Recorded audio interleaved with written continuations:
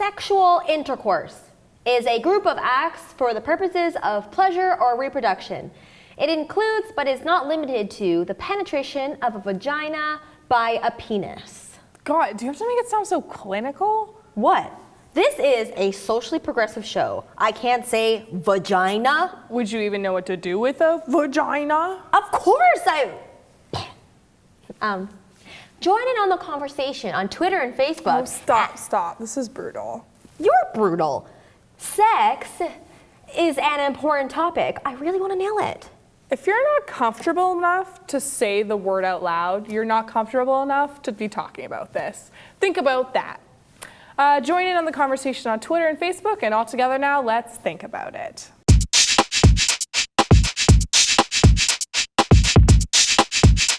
Don't have sex because you will get pregnant and die.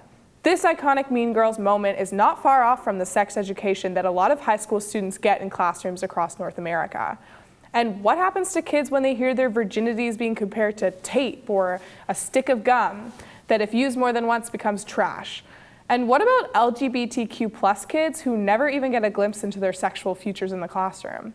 What about women who are taught that masturbation is unnatural and that the female orgasm doesn't even exist? I'll tell you what happens. You get a generation of pent-up, frustrated, and repressed kids running around without a clue of how to properly protect from STDs or satisfy each other sexually. You know, like their parents and Connie. I do fine. I'm getting it on. The semi-regular. Your ability to bang and bang safely might depend entirely on where you're from. If you're from Podunk, Alabama, you might come out of high school sex ed thinking God is watching you masturbate and you got a one-way ticket to hell for engaging in intercourse before marriage. But if you're from the Netherlands, 9 times out of 10, you're gonna reach for a magnum before sex and actually have a good time. It's also 5 times less likely that you and your partner will ever be faced with a teen pregnancy or an STI. Sounds like the Netherlands is bang on with that. Hey, this is fun. One more sex pun, and I'll make you describe the male sex organs in detail. Anyways, fewer than half of the US states require schools to teach sex ed. Meaning, as a child, your idea of sex might come from a sexy Russian singles pop-up ad or a quick peek into a Cosmopolitan while your mother cashes out the drugstore. And what's the result of this? Hundreds of cis-straight frat boys whipping around their penises with zero accountability. And on top of that, or bottom, you get a bunch of deeply closeted teens who think they have no chance at sexual freedom. That seems like a stretch, though. I mean, we all find out about this stuff eventually. Plus, if I could have avoided hearing my 60-year-old gym teacher describing vaginal intercourse, I would have. I mean, sure, I skipped health, not exactly for those reasons if you catch my drift. But seriously, how is it fair that math, a subject most of us will debatably never touch again in our lives, has zero flexibility in curriculum? Whereas sex ed, a class that's meant to teach sexuality, consent, and ultimately self-confidence, can be taught in whatever way the teacher feels. Most people, maybe not you. Hey, math can be perfectly sensual. Most people are going to have sex before they're ever faced with Pythagorean theorem again. Call me dramatic, but there's a much bigger picture here. Here are some real-life American statistics to put this in perspective. According to Guttmacher Institute, 37 states require that abstinence be included in sex education, while 26 require that abstinence be stressed. On top of that, 18 states and the District of Columbia require that sex education programs include information on contraception, but none of these states require that it be stressed. So basically, in the United States, the message becomes, don't have sex until marriage, please don't, and if you do, use a condom, but you didn't hear it from us. Okay, but what about us in Canada? I mean, I know America isn't the only country to allow some seriously flawed sex education. Canada's just as bad. Similar to the US, we create our sex ed curriculum on a province-by-province basis. Ontario just updated their sex ed curriculum for the first time since Google was invented, so that's a plus. But not without the backlash of angry parents with signs saying things like, oh wait, you know what, Connie, why don't you read these? I refuse to be your token repressed friend. Just do it.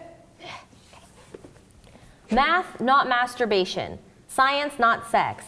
And what's next? Safe animal sex? Like, no?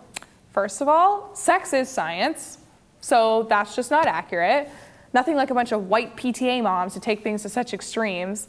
And no one is trying to boink animals. The Ontario government just wants more open and accurate conversations on sex ed in classrooms. Capiche? Much like the Netherlands sex education model. That seems reasonable to me. Doesn't it? In the Netherlands, they focus on what they call comprehensive sexual education. It begins in kindergarten. Now, there are no explicit mentions of sex, but you will hear open and honest conversations about love and relationships.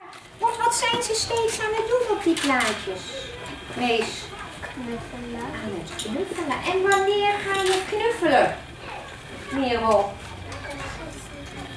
Als je iemand lief vindt, dan kun je knuffelen. Of kussen. Want je kunt een heleboel dingen doen als je iemand lief vindt. Hè? Wat kun je nog meer doen als je iemand lief vindt? Trouwen. Trouwen, heel goed. Dat kun je ook doen. Ja, dat kan ook. So digestible. I would happily put my kids through that. I get what you're saying, but it's weird that you went with the word digestible. What are you, witch from Hansel and Gretel? Yes.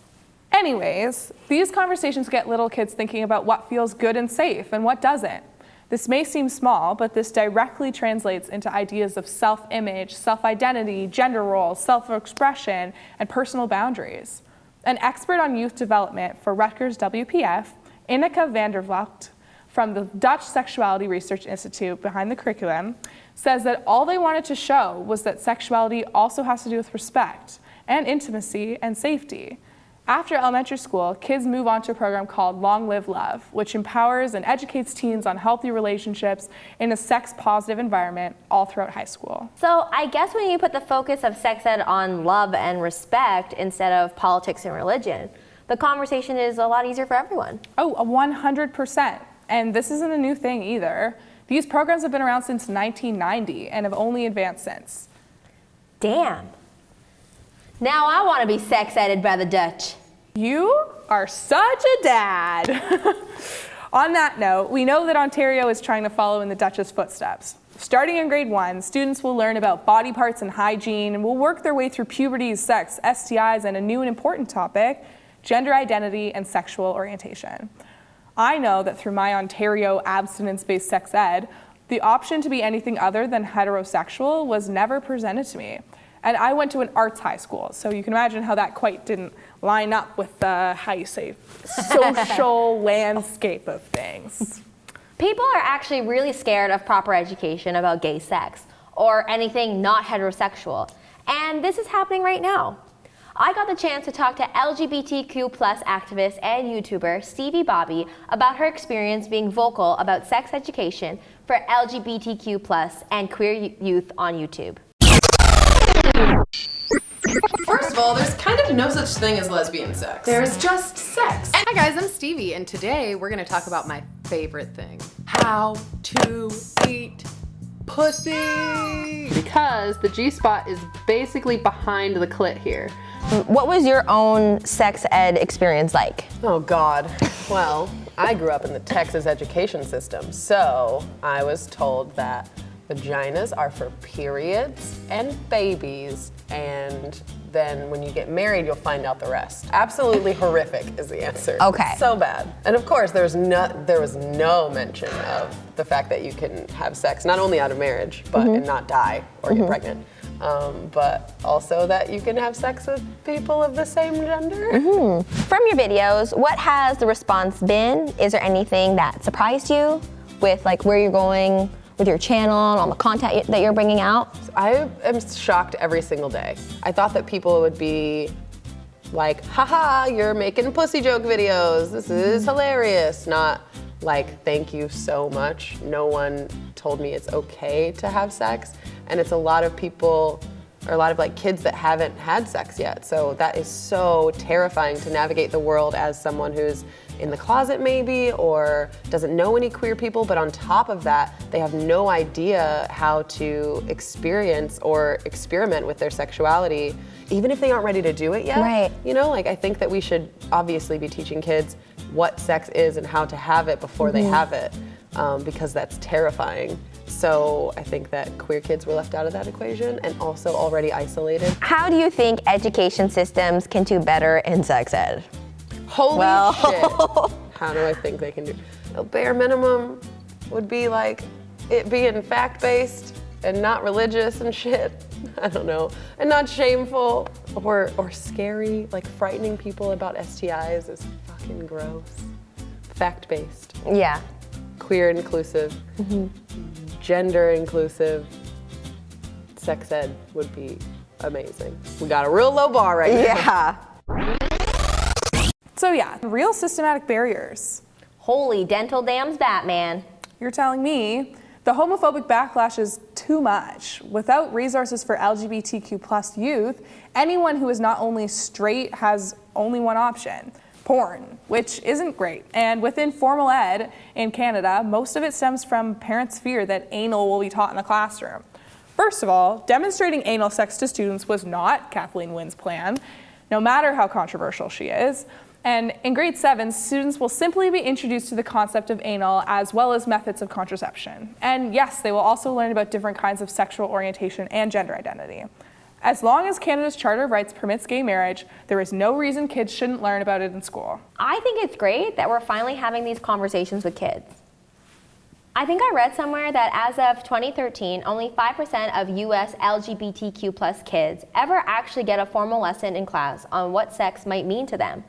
I mean, thank God for the internet, but that's just not fair. No, it's not. And I mean, we learned in our Why Are People Getting Gayer episode that we definitely are. So why are educational systems still choosing to ignore those students? Why are we so afraid of progressive and inclusive sex education?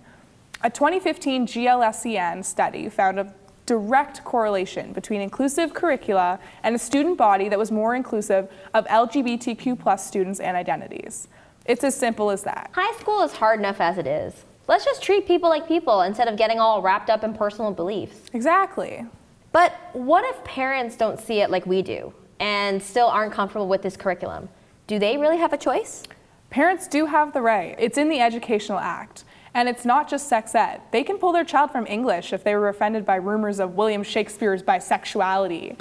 You won't, however, be able to pull your child from the portions of the curriculum that explain that Johnny can have 2 mommies or 2 daddies. That part was decreed Ontario law under the Anti-Bullying Bill in 2012. Tomato, tomato. Being victimized under Kathleen Wynne's gay agenda. Become a decent human being. Well, this has been a whirlwind. Hasn't it? Thanks for this longer than usual intern segment. I think you're really getting the hang of this. Thanks, Connie. Maybe next year you'll be sitting in this chair instead of me. Now, let's not get ahead of ourselves. Maybe next time you decide to say something corny, you can go ahead and think about it.